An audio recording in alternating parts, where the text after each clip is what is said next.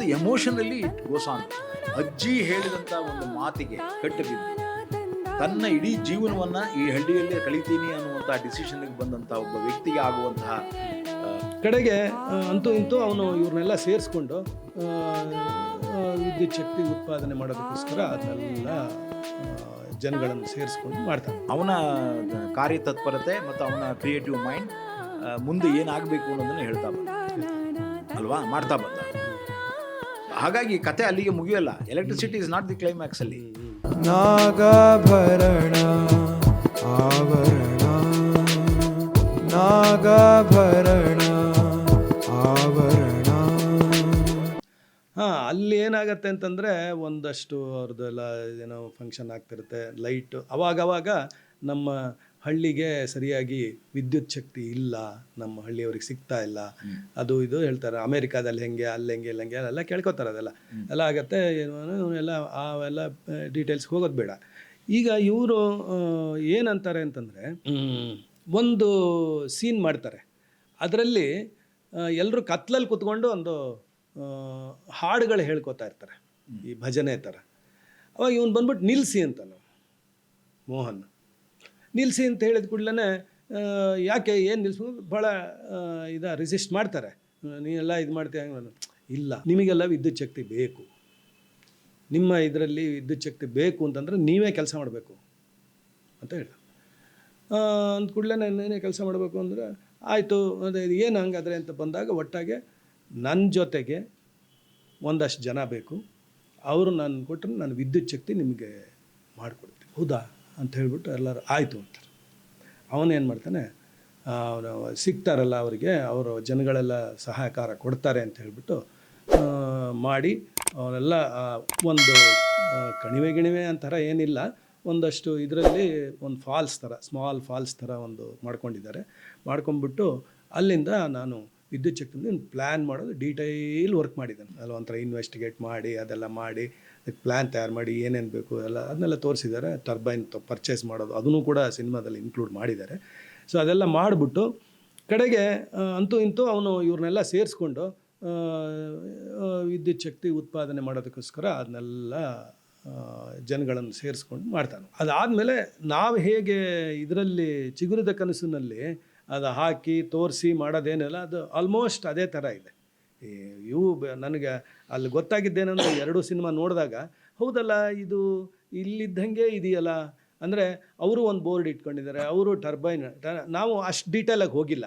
ಒಂದು ಮಟ್ಟಕ್ಕೆ ನಾವು ಒಂದು ಇದನ್ನು ದಬೆ ಇತ್ತು ಅದನ್ನ ನೋಡ್ಕೊಂಡಿದ್ದೀವಿ. ನಾವು ನ್ಯಾಚುರಲ್ ರಿಸೋರ್ಸಲ್ಲಿ ತೊಗೊಂಡಿದ್ದೀರಿ, ಮ್ಯಾನ್ ಮೇಡ್ ಜಲಪಾತ ಮಾಡಿಲ್ಲ, ನ್ಯಾಚುರಲ್ ಜಲಪಾತಕ್ಕೇನೆ ಇವನ್ನೆಲ್ಲ ಮಾಡಿಕೊಂಡು ಅಲ್ಲಿ ಪರ್ಮಿಷನ್ ತೊಗೊಂಡು ಪರಿಸರದ ಇದನ್ನು ನೋಡಿಕೊಂಡು ಎಲ್ಲ ಮಾಡಿದ್ದೀವಿ. PPT ಏನೋ ಹೇಳಿದ್ರಲ್ಲ, IPP ತೊಗೊಂಡು ಪ್ರೈವೇಟ್ ಪಾರ್ಟಿಸಿಪೇಷನ್, DC ಬಂದು ಚೆಕ್ ಮಾಡಿದಾಗಲೂ ನಮ್ಗೆ ಲೈಸೆನ್ಸ್ ಕೊಡ್ತಾರೆ. ಅದನ್ನೆಲ್ಲ ಚೆನ್ನಾಗಿ ತೊಗೊಂಡಿದ್ದೀರಾ ನೀವು, ತೋರಿಸ್ತಾನೆ ಒಂದು ಲೈಸೆನ್ಸ್ ಇದೆ ಅಂತ. ಅಂದರೆ ಎಲ್ಲ ಭಾಳ ಸಿಸ್ಟಮ್ಯಾಟಿಕ್ ಆಗಿ ಲೈಸೆನ್ಸ್ಡ್ ಇದನ್ನೇ ಮಾಡ್ತಾ ಇದ್ದೀವಿ ನಾವು ಅಂತ ಹೇಳ್ಬಿಟ್ಟು ಹೇಳ್ತಾರೆ. ನಾನು ಅದೆಲ್ಲ ಚೆನ್ನಾಗಿ ಬಂದಿದೆ. ಹಾಗೇನೆ ಒಂದು ಪ್ರಾಣಿಗೂ ಮತ್ತು ಮನುಷ್ಯನಿಗೂ ಎಷ್ಟು ಕರೆಂಟ್ ಓಡಬೇಕಲ್ಲಿ ಅನ್ನೋದನ್ನು ಕೂಡ ಡಿಸ್ಕಸ್ ಮಾಡಿ ಹಾಕಿದ್ವಿ. ನೀವು ಮಾಡಿದಿರಿ, ನಾವು ಮಾಡಿದ್ವಿ. ಆದರೆ ಅವೆಲ್ಲ ಏನಿಲ್ಲ, ಅದು ಬರುತ್ತೆ. ಅವ್ರು ಏನು ಮಾಡ್ತಾರೆ ಅಂತಂದರೆ ಎಲ್ಲ ಸೆಟಪ್ ಮಾಡ್ತಾರೆ. ಸೆಟಪ್ ಮಾಡಿಬಿಟ್ಟು ಇವನೇ ನೀವು ಹೇಗೆ ಅಲ್ಲಿ ಹೋಗಿ ಅಲ್ಲಿ ಬಂದಿರೋ ತೊಂದರೆ ತಾಪತ್ರಯಗಳನ್ನು ಮಾಡೋನು ಮುತ್ತೆಯನ್ನು ಇಟ್ಕೊಂಡು ಆನ್ ಮಾಡು ಅಂತ ಹೇಳುವಾಗ ಮಧ್ಯೆ ಏನೇನೆಲ್ಲ ಬರ್ತಾವಲ್ಲ, ಒಂದು ಸಲ ಆಗಲ್ಲ ಅವನು. ಅದೇ ಥರ ಅಲ್ಲಿ ಏನಂದರೆ ಇವರೊಂದು ರಿಸರ್ವಾಯರ್ ಮಾಡ್ತಾರೆ. ಅದಕ್ಕೆ ಏನೋ ನೀವೇನು ಮಾಡ್ತೀರಾ, ನ್ಯಾಚುರಲ್ ಇದನ್ನು ತೊಗೊಂಡಿದ್ದೀರಾ, ಬಟ್ ಇವರು ಅಂಥದ್ದೇ ಒಂದು ಪರಿಸರದಲ್ಲಿ ಒಂದು ರಿಸರ್ವಾಯರ್ ಕಟ್ತಾರೆ. ಗೊತ್ತಾ, ರಿಸರ್ವಾಯರ್ ಕಟ್ಬಿಟ್ಟು ಅಲ್ಲಿಂದ ನೀರನ್ನು ಫೋರ್ಸ್ ಆಗಿ ಬಿಡೋದು ಕೆಳಕ್ಕೆ. ಅದು ನಾಗಜರಿ ಪವರ್ ಹೌಸು ಮತ್ತು ನಮ್ಮ ಬೇರೆ ಕಡೆಗೆ ಎಲ್ಲೆಲ್ಲಿ ಜೋಗದಲ್ಲಿ ಅಲ್ಲಿ ಎಲ್ಲೆಲ್ಲಿ ನಮ್ಮ ನ್ಯಾಚುರಲ್ ಫಾಲ್ಸ್ ಇದೆ ಅದನ್ನು ಉಪಯೋಗಿಸ್ಕೊಂಡು ನಾವೇನು ಜನ್ರೇಟರ್ಸ್ ಹಾಕಿ ಮಾಡಿದ್ದೀವಿ. ಇವರು ಅದನ್ನು ಒಂದು ಗುಡ್ಡದಿಂದ ಅಲ್ಲಿಂದ ಬಿಟ್ಕೊಂಡು ಅದನ್ನು ಬರ್ತಾ ಇರೋದನ್ನು ಅಷ್ಟು ತೋರಿಸ್ತಾರೆ. ಆಮೇಲಿಂದೆಲ್ಲ ಒಂದು ಅದರಿಂದ ಬರೋ ನೀರನ್ನು ಒಂದು ಕಡೆ ಇದಾಗಬೇಕು, ಅದು ಫೋರ್ಸಿಂದ ಬರಬೇಕು. ಪೆನ್ ಸ್ಟಾಕ್ಸ್ ಅಂತ ಕರೀತಾರೆ ಅದಕ್ಕೆ. ಅಲ್ಲಿಂದ ನೀರನ್ನು ಈ ಜಲಾಶಯ ನೀರು ಏನು ಇರ್ದಿರುತ್ತಲ್ಲ ಒಂದು ಕಡೆಗೆ, ಅಲ್ಲಿಂದ ಅದನ್ನು ಕೆಳಗಡೆ ಹರಿಸೋದಕ್ಕೆ ಅದಕ್ಕೆ ಆ ಪೆನ್ ಸ್ಟಾಕ್ಸು ಅದನ್ನೆಲ್ಲ ನೋಡ್ಕೊಂಡು ಇವರು ಆ ಪೈಪ್ಗಳನ್ನು ಹಾಕಿದ್ದಾರೆ. ಪೈಪ್ಗಳು ಹಾಕ್ಬಿಟ್ಟು ಅಲ್ಲಿಂದ ಫೋರ್ಸ ಚಲೋ ಮಾಡ್ತಾರೆ.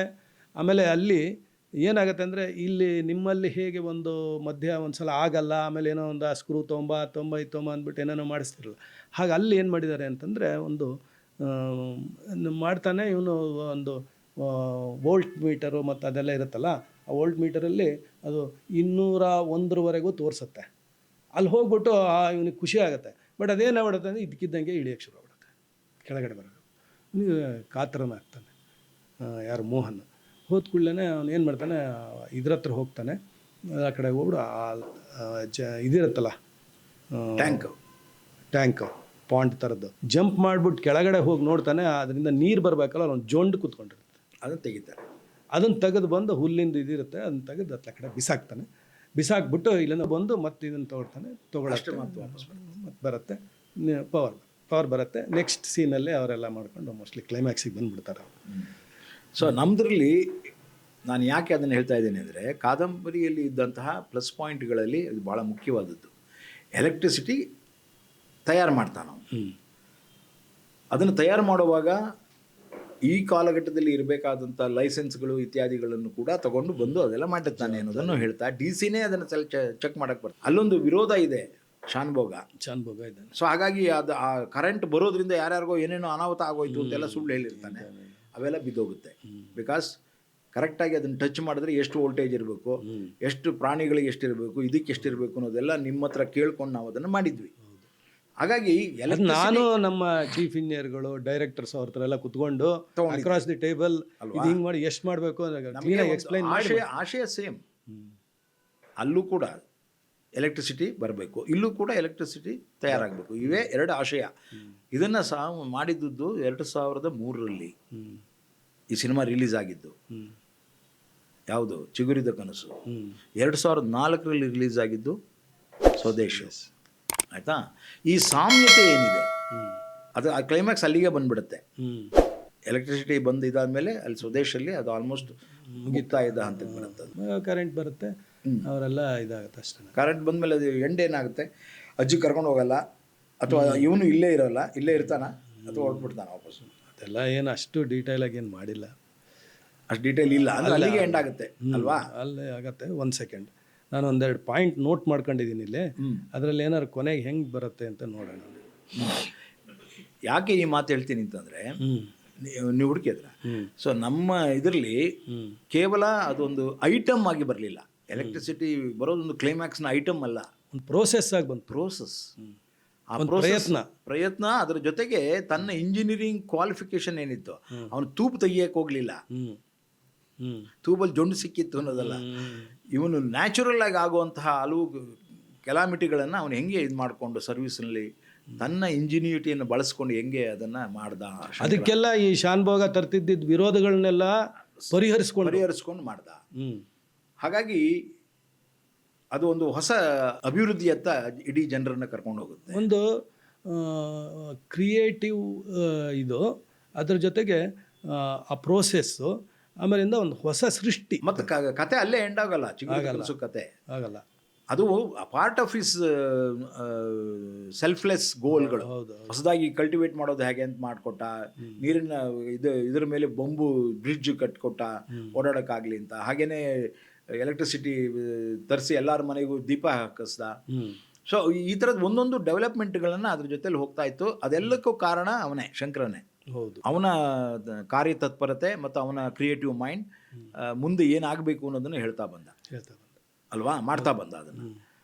ಹಾಗಾಗಿ ಕತೆ ಅಲ್ಲಿಗೆ ಮುಗಿಯಲ್ಲ. Electricity is not the climax ಅಲ್ಲಿ, ಪಾರ್ಟ್ ಆಫ್ ಇಟ್ ಈವೆಂಟ್. ನಮ್ದು ಬಹಳ ನಮ್ದು ಎಮೋಷನಲಿ ಇಟ್ ಗೋಸ್ ಆನ್. ಅಜ್ಜಿ ಹೇಳಿದಂಥ ಒಂದು ಮಾತಿಗೆ ಕಟ್ಟು ಬಿದ್ದು ತನ್ನ ಇಡೀ ಜೀವನವನ್ನು ಈ ಹಳ್ಳಿಯಲ್ಲೇ ಕಳಿತೀನಿ ಅನ್ನುವಂಥ ಡಿಸಿಷನ್ಗೆ ಬಂದಂಥ ಒಬ್ಬ ವ್ಯಕ್ತಿಗೆ ಆಗುವಂತಹ ಇವುಗಳು ಸವಾಲುಗಳು ಯಾವ್ಯಾವುದು, ಅದರಿಂದ ಅವನ ಮನಸ್ಸಿಗೆ ಆಗೋ ತೊಂದರೆ, ಅವೆಲ್ಲಕ್ಕೂ ಮೀರಿ ತನ್ನ ಮೂಲವನ್ನು ಹುಡುಕಿ ಬಂದವನಿಗೆ ತನ್ನ ಮೂಲವನ್ನು ಅದು ಸಿಕ್ಕಾಗ ಸಿಕ್ಕುವ ಆದ ಆನಂದ, ಅದಕ್ಕೆ ವಿರೋಧಗಳು ಏನೇನಿದ್ದು ಅವೆಲ್ಲವನ್ನು ಹೇಳ್ತಾ ಎಂಡಲ್ಲಿ ನಾನು ಹೊರಟೇ ಬಿಡ್ತೀನಿ ಈ ಊರನ್ನ ಬಿಟ್ಟು ಅಂತ ಹೇಳುವಷ್ಟರ ಮಟ್ಟಿಗೆ ನಿರಾಸೆಗೆ ಒಡ್ಡಿಕೊಂಡು ಹೊರಟವನು ಡೆಲ್ಲಿಯಲ್ಲಿದ್ದ ಅಪ್ಪ ಅಮ್ಮ ಬಂದಿರೋದನ್ನು ಕಂಡು ಮತ್ತೆ ವಾಪಸ್ ಬಂದು ಅದೇ ಹಳ್ಳಿನಲ್ಲಿ ಮತ್ತೆ ತನ್ನ ಕೆಲಸನ ಪ್ರಾರಂಭ ಮಾಡ್ತಾನೆ. ಈಗ ಅವನ ಮೊದಲನೇ ಲವರ್ ಯಾರಿದ್ಲೋ ವರಲಕ್ಷ್ಮಿ ಅವನ ಜೊತೆ ಇರ್ತಾಳೆ, ಶ್ರೀಮತಿ ತೀರ್ಕೊಂಡಿರ್ತಾಳೆ. ಒಂದು ಎಮೋಷನಲ್ ಜರ್ನಿ ಮತ್ತು ಪೊಯೆಟಿಕ್ ಜಸ್ಟಿಸ್ ಏನಿದೆ ಅದನ್ನು ಬಹಳ ನೀಟಾಗಿ ಸಮಪ್ ಮಾಡುತ್ತೆ ಕತೆ. ಸಮಪ್ ಮಾಡುತ್ತೆ ಸಿನಿಮಾ. ಸೊ ಇಲ್ಲಿ ಅದು ಸಿಕ್ತು, ನಾನೊಂದು ನೋಟ್ ಮಾಡ್ಕೊಂಡಿದ್ದ ಪಾಯಿಂಟು, ಒಂದು ಒಂದು 4-5 ಪಾಯಿಂಟ್ಸ್ ಇದೆ, ಅದೇ ಹೇಳ್ಬಿಡ್ತೀನಿ. ಏನಂದರೆ ನೀರು ಅದರಲ್ಲಿ ವಿದ್ಯುತ್ ಉತ್ಪಾದನಾ ಪ್ರೋಸೆಸ್, ನೀರು ಹಾಯಿಸಿ ಟರ್ಬನ್ ತಿರುಗಿಸಿ ವಿದ್ಯುತ್ ಉತ್ಪಾದನೆ ಆಗಿ ವೋಲ್ಟೇಜ್ ಏರುವುದು, ವೋಲ್ಟೇಜ್ ಡ್ರಾಪ್ ಆಗುವುದು, ಆಮೇಲೆ ರಿಸರ್ವಾಯರ್ಗೆ ಇಳಿದು ಕಟ್ಟಿದ ಜೊಂಡು ತೆಗೆದು ಟರ್ಬೈನ್ ತಿರುಗಿಸಿ ವಿದ್ಯುತ್ ಹಾಯ್ದು ದೀಪಗಳು ಉರಿಯುವು ಅಂತ ಅಲ್ಲಿ ಕೊಟ್ಟಿದ್ದೀವಿ. ಅಲ್ಲ ನೆಕ್ಸ್ಟ್ ತೊಗೊಂಡಾಗ ಮುದಿ ಉಪಾಧ್ಯಾಯ, ಅಲ್ಲಿ ನಮ್ಮ ಅಜ್ಜಿ ಮೊದಲೇ ಸತ್ತೋಗಿರ್ತಾಳೆ, ಆಮೇಲೆ ಈ ಶ್ರೀಮತಿನೂ ಸತ್ತೋಗ್ತಾಳೆ, ಇವೆಲ್ಲ ಇರೋ ಇಲ್ಲೊಂದು ಅವರು ಒಂದು ಮುದಿ ಉಪಾಧ್ಯಾಯ ಒಬ್ಬರು ಇರ್ತಾನೆ ಈ ಸ್ಕೂಲಲ್ಲಿ, ಅದರಿಂದ ಒಂದು ಭಾಳಷ್ಟು ಸೀನ್ಗಳು ಮಾಡ್ಕೊಂಡಿದ್ದಾರೆ. ಸೊ ಅವರು ಕಾಲವಾಗ್ತಾರೆ. ಅದಾದ ನಂತರ ಕಾವೇರಿ ಅಮ್ಮನಿಗೆ ತುಂಬ ದುಃಖ ಇರುತ್ತೆ. ಆಮೇಲಿಂದ ಮೋಹನ ಹೊರಡ್ತಾನೆ, ಗೊತ್ತಾಯ್ತು, ಅವನಿಗೆ ಬೀಳ್ಕೊಡುಗೆ ಆಗತ್ತೆ. ಕೆರವಾನ್ ಬಳಿ ಕಾವೇರಿ ಅಮ್ಮನಿಂದ ಬೀಳ್ಕೊಂಡ, ಚೀಕು ಬಾಯ್ ಅಂದ, ಊರ ಜನರೆಲ್ಲ ನೋಡುತ್ತಿದ್ದಾರೆ, ಕರವಾನ್ ಸಾಗಿತು, ಗೊತ್ತಾಯ್ತಲ್ಲ. ಅಲ್ಲಿ ಹೋದ್ಮೇಲೆ ಬ್ರಿಡ್ಜ್ ಬಳಿ ಒಂದು ಇದ್ರ ಹತ್ರ ಗೀತಾ ಕಾಯ್ತಿದ್ದಾಳೆ. ಅಲ್ಲಿ ಮೋಹನ ಗೀತಾ ಮಾತುಕತೆ, ಜಹಾ ರಹೋ ಖುಷ್ ರಹೋ, ಅದೊಂದು ಹಾಡು ಮಾಡ್ಕೊಂಡಿದ್ದಾರೆ. ದೇಶದ ಸಂಸ್ಕೃತಿ ವ್ಯವಸಾಯದ ಉತ್ಪನ್ನಗಳ ಪೆಟ್ಟಿಗೆ ಒಂದು ಕೊಡ್ತಾಳೆ ಅವಳೊಂದು ಸಿಂಬಾಲಿಕ್ಕಾಗಿ. ಅಂದರೆ ಅಲ್ಲಿ ಹಳ್ಳೀಲಿ ಏನೇನು ಬೆಳೆಯತ್ತಲ್ಲ ಅದನ್ನೆಲ್ಲ ಒಂದು, ಈ ನಾವು ಸಾಂಬಾರ ಡಬ್ಬ ಇಟ್ಕೊಂಡಿರ್ತೀವಲ್ಲ ಆ ಥರದ್ರಲ್ಲಿ ಎಲ್ಲರ ಮನೇಲಿ ಇರುತ್ತಲ್ಲ ಅಡುಗೆ ಮನೆ, ಆ ಥರದ್ದು ಒಂದು ಡಬ್ಬದಲ್ಲಿ ಎಲ್ಲ ಒಂದಿಷ್ಟು ಕಾಳು ಬೇಳೆ, ಒಂದೆರಡು ಸಣ್ಣ ಸೊಪ್ಪು, ನೀವು ಒಂದು ಇದು ಮಾಡಿದ್ರಲ್ಲ ಅವ್ನು ಮಣ್ಣು ತೊಗೊಂಡು ಹೋಗ್ತಾನಲ್ಲ, ಆ ಒಂದು ಕಾನ್ಸೆಪ್ಟ್ ಥರ ಇವಳು ಒಂದು ಇದನ್ನು ಅಂದರೆ ಗೀತಾ ಒಂದು ಕೊಡ್ತಾಳೆ ಅವನಿಗೆ, ಇದು ನಮ್ಮದು ನಿಮ್ಮ ಜೊತೆಗೆ ಇರಲಿ ಅಂತ. ಅವಾಗ ಮೋಹನ ಬೀಳ್ಕೊಳ್ತಾರೆ, ಗೀತಾಗೆ ದುಃಖ ಆಗುತ್ತೆ, ಅದ್ರ ಮೇಲೆ ಹೆಣ್ಣು ಮಾಡಿರ್ತಾರೆ ಆ ಸೀನ್ನ. ಬಟ್ ನ್ಯಾಸಾಗಿ ಹೋಗ್ತಾನೆ ಅವನು. ನ್ಯಾಸಾಗಿ ಹೋಗಿ ಕಾರ್ಯಾಗಾರದಲ್ಲಿ ಬಿರುಸಿನ ಚಟುವಟಿಕೆ ನಡೆಯುತ್ತೆ. ನಾಸಾದಲ್ಲಿ ಇದು ಉಡಾವಣೆಗೆ ಹೋಗ್ತಾನೆ. ಅಲ್ಲ, ಅದು ರಾಕೆಟ್ ಉಡಾವಣೆಗೆ ಹೋಗ್ತಾನೆ. ಅಂದರೆ ಅವನು ಎಲ್ಲಿಂದ ಹೊರಟಿದ್ನೋ ಬಿಗಿನಿಂಗು ಎಂಡಲ್ಲಿ ಹೋಗಿ ಅಲ್ಲಿ ಸೇರ್ಕೊಂಡ ಮಾಡ್ತಾನೆ. ನಮ್ದ್ರಲ್ಲಿ ಆಗಿಲ್ಲ ಅಲ್ಲ, ಅವನು ವಾಪಸ್ ಬರ್ತಾನೆ ಮತ್ತೆ ಇದರಲ್ಲಿ. ಅದಕ್ಕೆ ಹೇಳ್ತಾ ಇದ್ದೀನಿ, ಹೇಳಿ. ಇದರಲ್ಲಿ ಅವನು ಮೋಹನ ಸಲಹೆ ಸೂಚನೆಗೆ ಚರಣ್ಪುರದ ನೆನಪುಗಳು, ಅದು ಹಾಡಿದೆಯಲ್ಲ ಅದೆಲ್ಲ ಹಾಕ್ಕೊಂಡಿದ್ದಾರೆ. ಆಮೇಲೆ ಸ್ಪೇಸ್ ಕ್ರಾಫ್ಟ್ ಉಡಾವಣೆ ಭಾಳ ಸಂಭ್ರಮ ಆಗುತ್ತೆ. ಅದಾಯಿತು. ಮೋಹನನ ಹಿಂತಿರುಗುವ ನಿರ್ಧಾರ, ವಾಪಸ್ ಬರಬೇಕು ಅಂತ. ವಿಮಾನಯಾನ ಆಗತ್ತೆ. ಕುಸ್ತಿ, ಅಲ್ಲೊಂದು ಕುಸ್ತಿಲಿ ನಾನೊಂದು ಕುಸ್ತಿ ಮಾಡಲಿಲ್ಲ ನಿಮ್ಮ ಜೊತೆಗೆ ಅಂತ ಹೇಳಿರ್ತಾನೆ. ಪೋಸ್ಟ್ಮ್ಯಾನ್ ಇದ್ದಾನಲ್ಲ ಒಬ್ಬನು ಮಧ್ಯ ಒಂದು ಕ್ಯಾರೆಕ್ಟ್ರು, ಅವನ ಇಲ್ಲಿ ನೀವು ಬೇರೆ ಬೇರೆ ಇವ್ರನ್ನೆಲ್ಲ ಈ ಮುತ್ತಯ್ಯ ಅವ್ರನ್ನೆಲ್ಲ ಇಟ್ಕೊಂಡಿದ್ರೆ, ಆ ಥರ ಅಲ್ಲೊಬ್ಬ ಕ್ಯಾರೆಕ್ಟ್ರು. ಸೊ ಅವರು ಏನು ಮಾಡಿದ್ದಾನೆ ಅಂತಂದರೆ, ಆ ಪೋಸ್ಟ್ಮ್ಯಾನ್ದು ನನ್ನ ಜೊತೆಗೆ ನೀವು ಯುದ್ಧ ಮಾಡಿಲ್ಲ, ಅವೆಲ್ಲ ಕುಸ್ತಿ ಮಾಡಿಲ್ಲ, ಇನ್ನೆಲ್ಲ ಮಾಡಿದ್ರಿ ಅಂತ ನಾವು. ಹೌದಾ ಅಂತೇಳಿ ಇವನು ವಾಪಸ್ ಬಂದ ಕೂಡಲೇ ಅಲ್ಲಿ ಕುಸ್ತಿ ಅಖಾಡದಲ್ಲಿ ತೋರಿಸ್ತಾರೆ. ಪೋಸ್ಟ್ಮ್ಯಾನ್ ಮೇಲೆ ಗೆಲ್ತಾರೆ. ಯಾರು? ಇವನು ಮೋಹನ.